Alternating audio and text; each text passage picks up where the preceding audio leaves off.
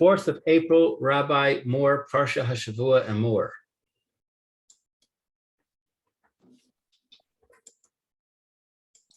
Okay. Hello, Rabbi. How are you? Hashem, you hear me clearly? I can hear you. Good. That's mutual. Okay.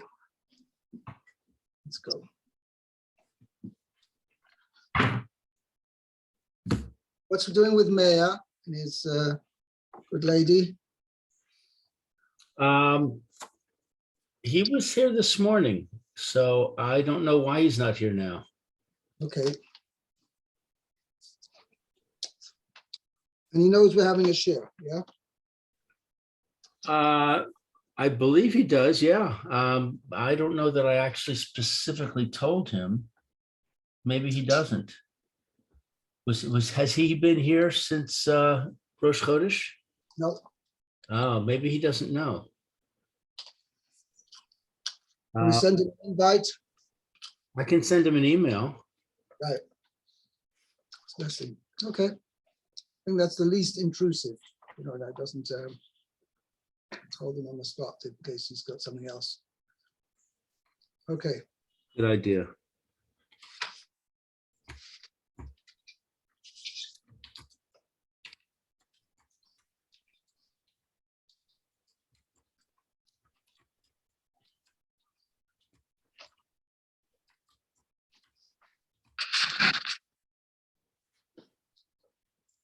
Okay, I sent it. Okay, good. Right, let's We go. were in the middle of Rashi, I believe. Oh, here he is. Look at that. That's results. Wow.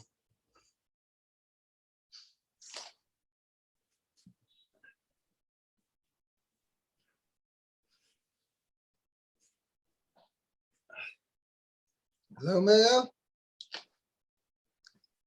Shalom Aleichem.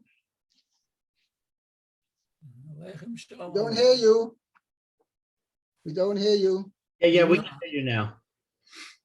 Okay. I think my thing was just going on, that's why. I just sent you an email telling you that this share is happening. Oh, okay. You can ignore it.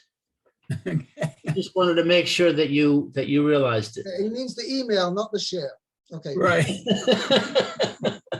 Well, I also got your email about tomorrow, so that's good. At least Oh, I know. right.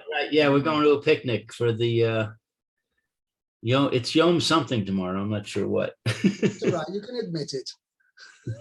Yeah, there's a lot of Yoms these days, and I get confused myself. Yeah, Okay. but I know there's a big air show going on, so my wife wants to go to it. Oh, very nice. Okay. We're up to the Rashi in the end of Pasuk Ches. We jumped. We started with chapter Chav Gimel with Ravi of Parshas Emor, chapter 23, Chav Gimel. Okay, and we're at Chet. Yeah. Okay. Okay, Chet. Okay, yes. So, Lou, we're finishing off the Rashi here. We're in the last Rashi on Pasuk Ches, Meleches Avodah. Lou, maybe just read the Pasuk again. V'yikraftem. It's talking about the first day of Pesach. V'hikraftem ishe l'Hashem shiv'as yamim bayom hashvi'i mikra kodesh kol meleches avodah lo sasu. So you will declare a festival to. No, so first thing is V'yikraftem ishe l'Hashem shivas yomim. You shall offer up a fire offering to Hashem for 7 days. Oh, you shall offer. That's right. Yeah. Right. Which Rashi's And on the referring to seventh day, it will be a holy convocation. All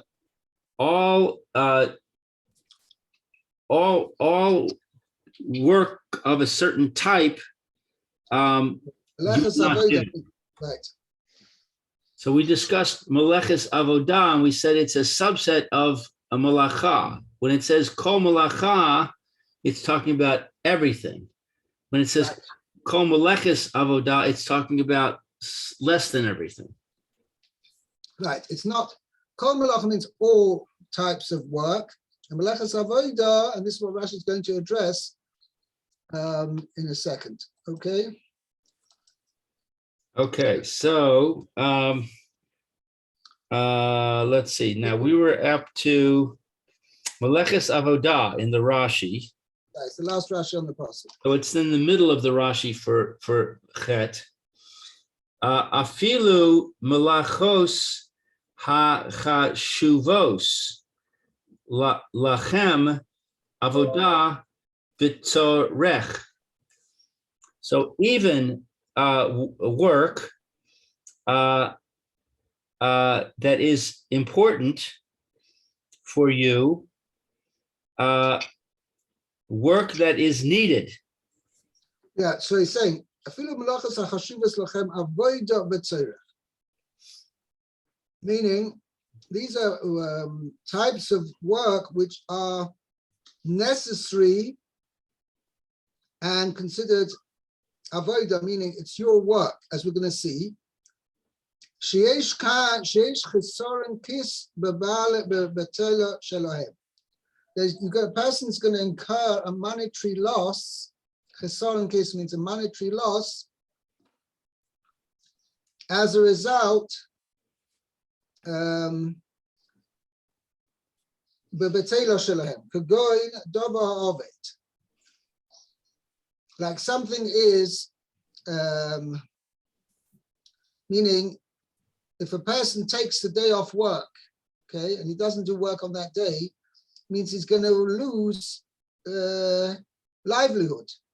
I mean, for that day's work, he's going to lose out. Okay, so really it's something that's a loss for him. It's going to cause him a loss.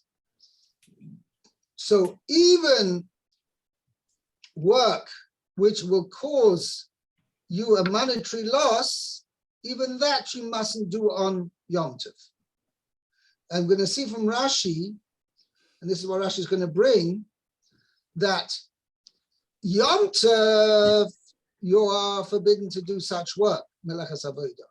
But on Chol HaMoed, if you're going to have a monetary loss as a result of not doing the work, you are allowed to do the work.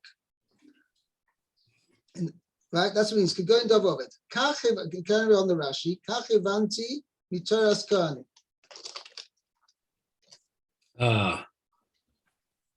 Lou, carry on. Yeah, I'm trying to find where you jumped to. Oh, here. Kach havanti.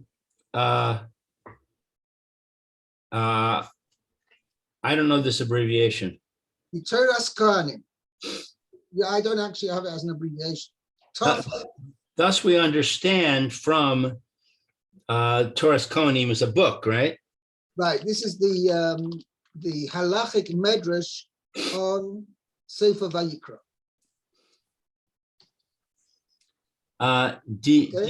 Tikatani yachol af cholo shel moed. That we learned. I might think that it says over there, Yochel, I might think, I might think that even Chol HaMoed is forbidden, leches avodah, and the Torah's Kohanim learns out that no, that Davka Yom Tov is forbidden meleches avodah, but Chol HaMoed is permitted. Now, what malacha is permitted on Chol HaMoed? Not any malacha, only the malacha which a person will incur financial loss if he doesn't do it. Then that he's permitted to do on Chol HaMoed, but only some work which is not necessary for him to do it on Chol HaMoed. For instance, something which it's pure profit for him to do this work on Chol HaMoed, but he's not going to incur any loss as a result. Then that malacha is forbidden to do on Chol HaMoed. But any malacha which person, if he desists from doing that malacha, is going to incur financial loss, then that he is allowed to do on Chol HaMoed. And on this is based the Heta. You see, Baruch Hashem, here's a major difference between Eretz Yisrael and Chutz La'aretz, is that here in Eretz Yisrael, since we're living Baruch Hashem in where the land is mostly people mostly Jewish, and even people who are not so religious, but nevertheless, Chol HaMoed, they don't do work, and most companies are closed on Chol HaMoed. So therefore, it's much easier for a person to take off Chol HaMoed. And in fact, I know, for instance, my daughter, she works for Mobileye, which is actually an international company. But it's interesting, they Chol HaMoed is considered a voluntary day off, which means that it counts towards their vacation, but they're not going to lose. Whereas normally something takes, I don't know exactly something or whatever, but that's an international company.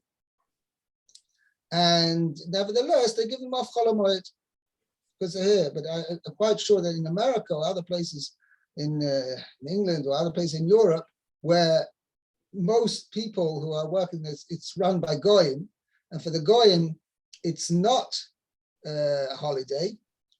And in addition, the Jews have asked to take the Yom Tov itself off. Mela, most times they're not given Chol HaMoed as a vacation day. Mela, they have to go to work, and if they don't go to work on Chol HaMoed, they're going to lose that day of work. It's going to be deducted from their salary. So therefore, that for them is considered a davar of it. And Mela, obviously, each person should ask a rav in their particular situation.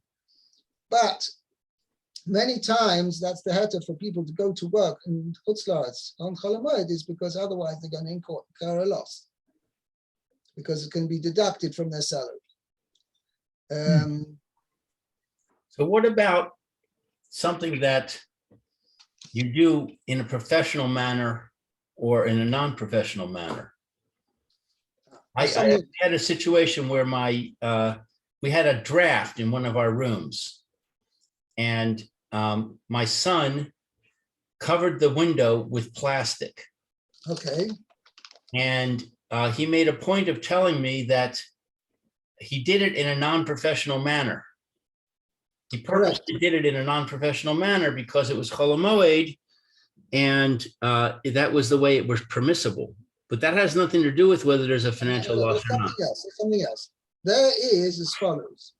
Even things which you are allowed to do on Chol HaMoed, let's say you need something fixing, as in your case, right? There was a draft from the window.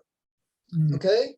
Even when that's permitted, but it's only permitted if it's done not by a Maisa Uman.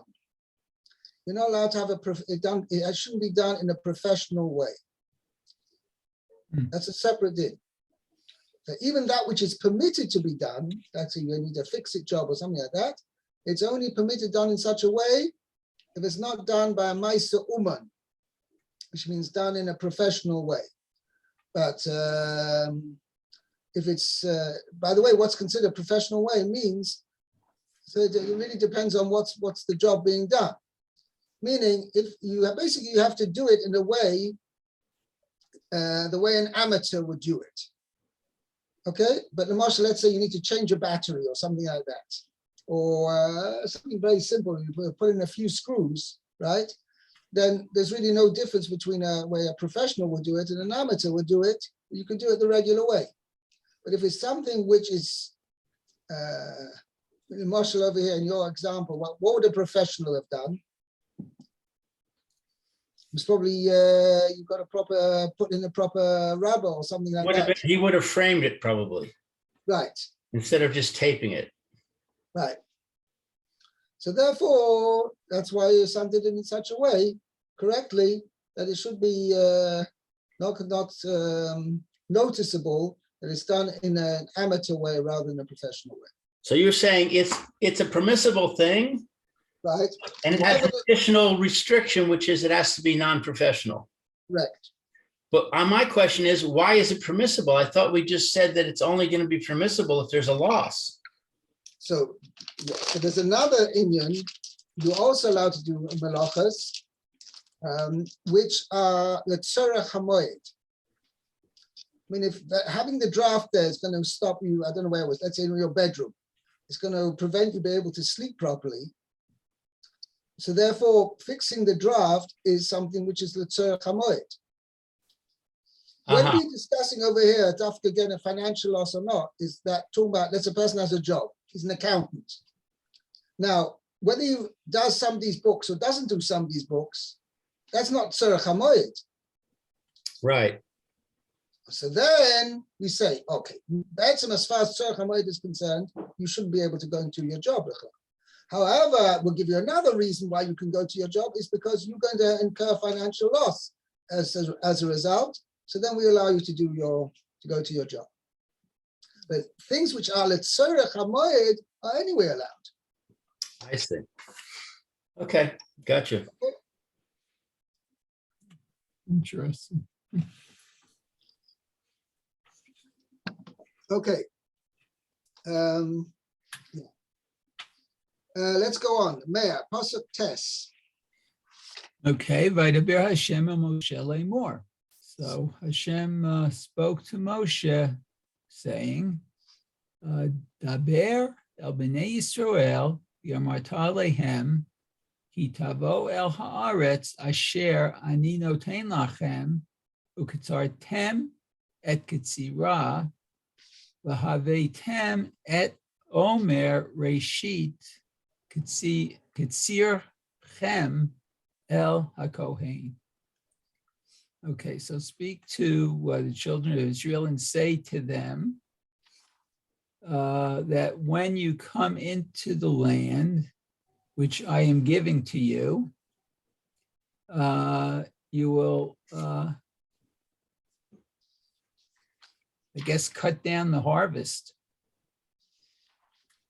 It's redundant to say harvest the harvest, but okay. Cut down the harvest. It's guess what's supposed to be harvested. Let me see. Okay. And then bring an omer for the first omer. Mayor, I translate reap, and you reap its harvest. Oh, reap. Oh, okay. That's a good word. Right. Okay. Reap the harvest. Your heart. Okay. And you should bring the first omer of your, I guess, of your harvest. Should bring the omer offering, an omer measure of offering. Oh, the omer of Reishis Ketzilchem. Havisemis omer Reishis Ketzilchem elakei means the omer of the first grain of your harvest. To the Kohen. To the Kohen. Okay. How do we know it's grain? Oh, because we're going to see, we started off with Tzaratem es Ktsira. Okay, now Rashi says, well, how do we know it's barley? Rashi says somewhere, maybe it's learned out from the beginning of, in Parshas Vayikra, I think there we say. So you're saying the word ketzira doesn't just mean harvest, it means harvest of grain? Well, no, not necessarily. It could be a harvest of anything. If you look in Vayikra, chapter 2, chapter base, Chapter 2. Pasuk Yud Dalet. 2:14. Let's see.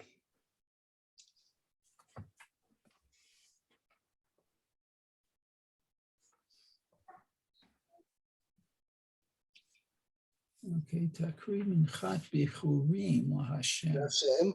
Oviv, it should be from fresh grain or a ripened grain. Koloi, roasted boish, geres caramel, and coarsely ground. Takriv es minchas bikurecha. So you shall offer the mincha offering of your first fruits or your first produce. Now Rashi says, if you look at the Rashi says, Diba Maskal Minchas Bikurim.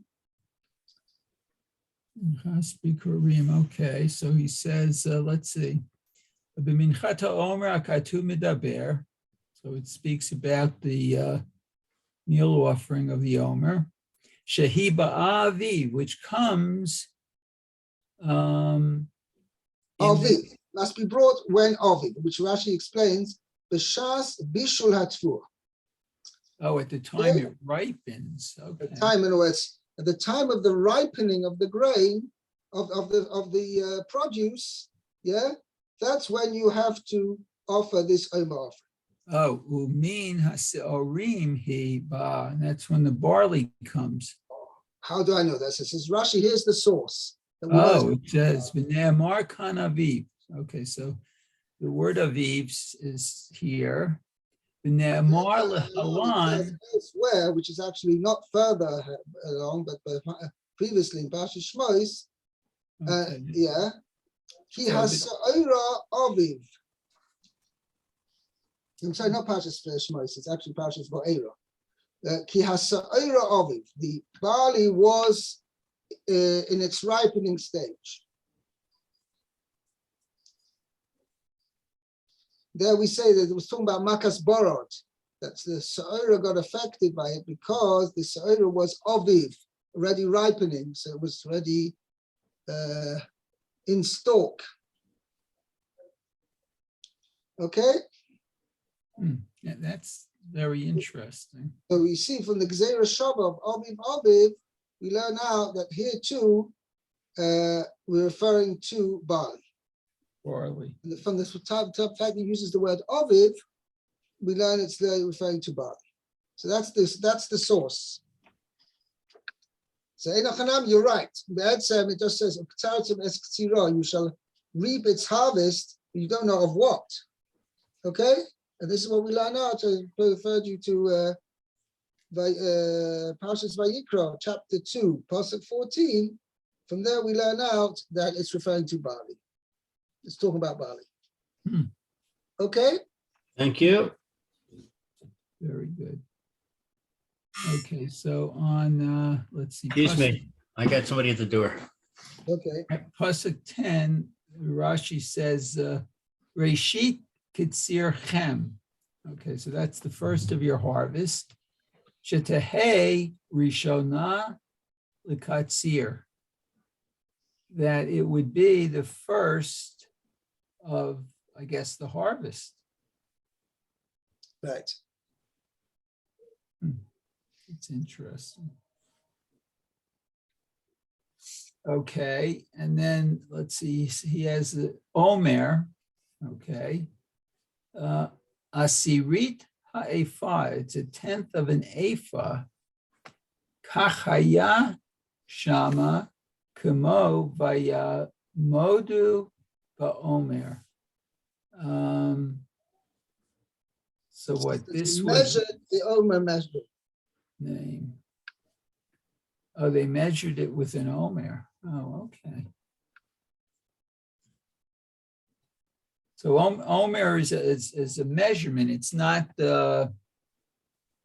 like when people talk about an omer today, they talk about the time between Pesach and Shavuot. Right. So I guess to some way that's a measurement because they count the days and the weeks and everything. So, okay. Very good. Okay, I guess Lou is busy. Okay, so continue. Okay, so let's see. Yud Aleph. V'heinif et ha'omer lifnei Hashem lirtzon chem imacharat haShabbat yanifenu hakohen. Okay, so he will wave the omer before Hashem. It's what, according to his will or your will, from the day after the Shabbat, they will wave, the Kohen will wave it. Right. Speak to Bnei Israel, you should say to them, 1 second. You did think Pasuk Yud Aleph, sorry. The Kohen shall wave the Omer measure before Hashem. Okay, means in order that it should be accepted for you. Oh, okay. Means you've got to do it in the prescribed way in order that the offering should be acceptable for you. Meaning that the Kosh Baruch Hu should accept it as an offering. Ah.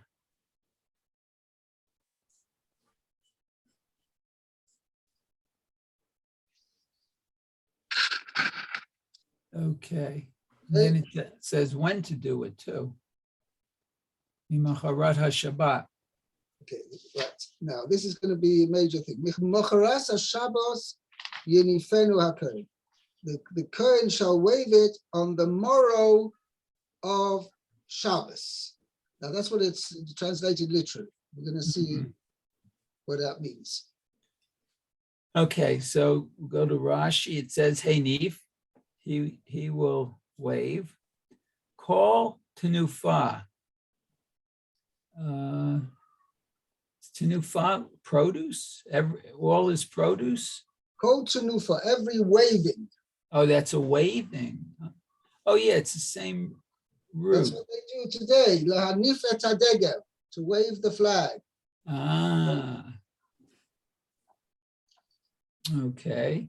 Molich umevi. So he moves it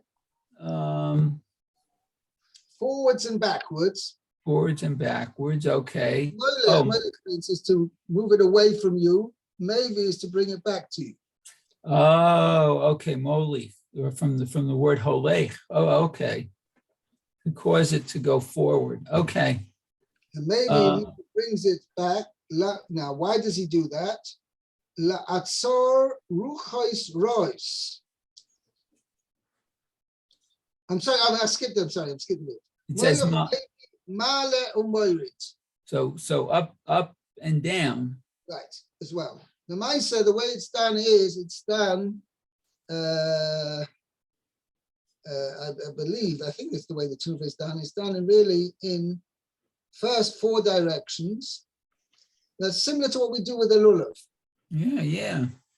So with the lulav, you take the lulav and you go forward and backwards.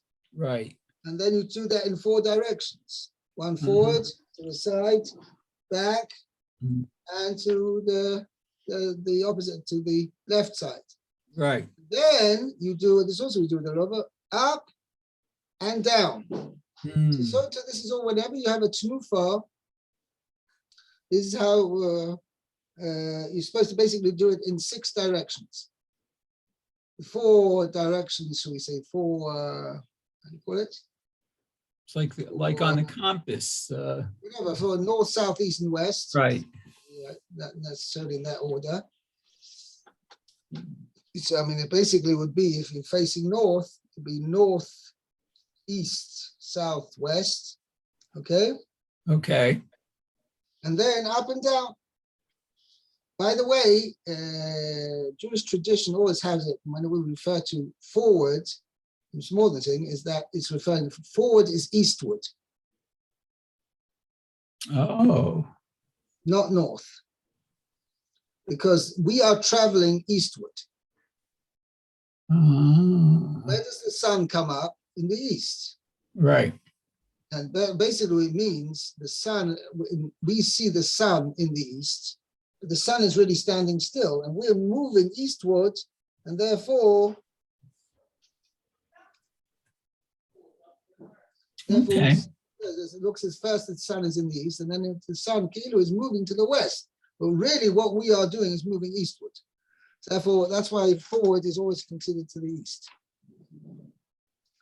Okay? So then it says Ma'ale Morid La'atzor Tilalim Ra'im. Okay, so that's what we're saying. Maybe La'atzor Ruchos Rois, Ma'ale Morid La'atzor Tilalim Roi. And that's also, by the way, when we do the Nanuim of the Lulav, it's also for the same reason, is that waving it forwards and backwards is to prevent there being bad winds, and going up and down is to prevent bad dews, D-E-U, sorry, D-E-W, right? Oh, okay. As generally comes the precipitation or whatever, that dew falls is generally positive, have a positive result. But certain situations where things which don't really want moisture or very limited amount of moisture, and there's too much moisture, that's chas v'sholem detrimental. So maybe we don't want that. So we therefore we do the significance of up and down by waving it up and down is to kaviyachal tefillah. It's a recognition that Hashem is in charge of the dew, and we daven to HaKadosh Baruch Hu that the dew which HaKadosh Baruch Hu brings should always be for the good and not chas v'sholem for the bad. And similarly with the winds as well. I don't know if you've been out today, but there are pretty strong winds outside today. Yeah, I put my laundry out to dry, and this morning it wasn't windy, but now I can hear the wind through the window here. I see. I hope all your laundry is still there. Well, that's true. It's all clipped on the line, so hopefully you're right. Fine. Okay, so let's see. Lirtzon Chem. Okay, so that's to should be for your, okay, let's say we translate satisfaction, maybe. Not satisfaction.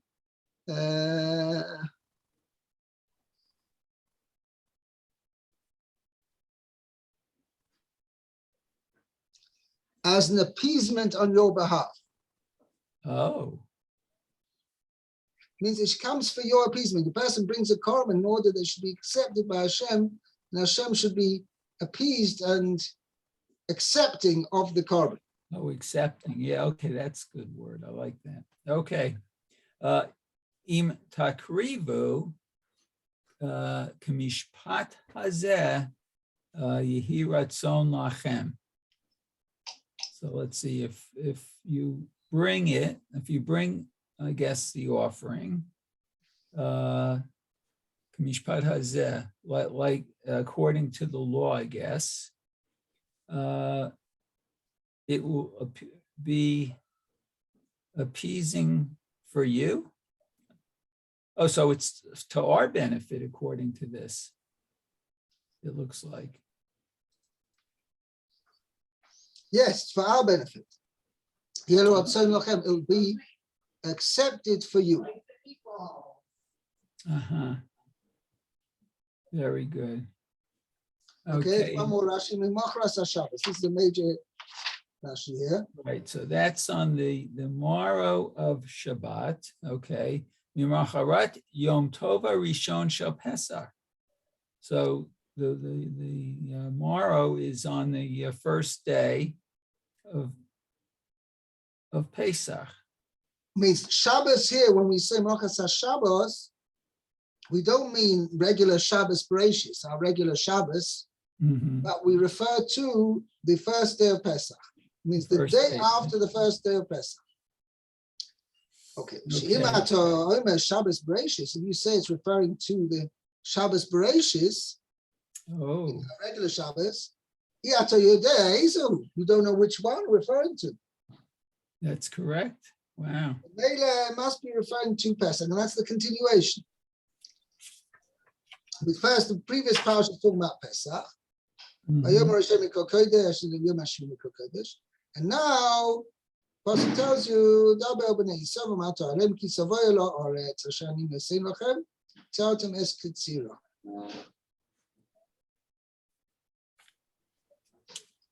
that's interesting. Okay, now this pasuk was the basis for a major controversy between the Chachamim, who followed the traditional, the tradition handed down from Moshe Rabbeinu from Sinai. That Shabbos here is not referring to Shabbos Bereshis, it's referring to Pesach. and the Tzedukim, the Sadducees, who they, for whatever reason, they interpreted the pasuk literally to refer to Shabbos. And as a result of that, they always tried to manipulate the calendar that the first day of Pesach should always fall on Shabbos. Therefore, they would not, you see, look, we're bringing the Omer offering the day after Shabbos. And referring Shabbos means Shabbos, not the first day of Yom Tov. Okay, Right. so there was a major controversy as a result of that. But that's why the mice over here. Okay, that's another major subject. It's another major subject.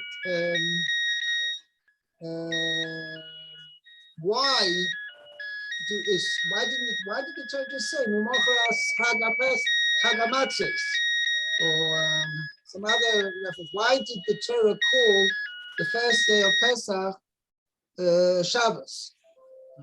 Why is the first day of Pesach called Shabbos? Okay, I'm not going to go into that now. In itself is a major question. But Akoponim, Rashi says over here, when the pasuk says over here, "Mocharas Shabbos," on the day, the morrow of Shabbos, you shall bring it. It's referring to actually the first day of Pesach. Very good. Shkayach. Okay, so I translated it. The priest shall wave it on the day after the first rest day of Pesach. Oh, Shabbos meaning a day of rest. right. And, Yom Tov in that respect is also a day of rest to a certain extent. Yeah, that's Okay. very descriptive. Very, very nice. Okay, very good. We're up to Pasuk Yud Beis then. You Very bet. good. Bye and have a great day. Kol Tov. Okay, you too now. Bye now.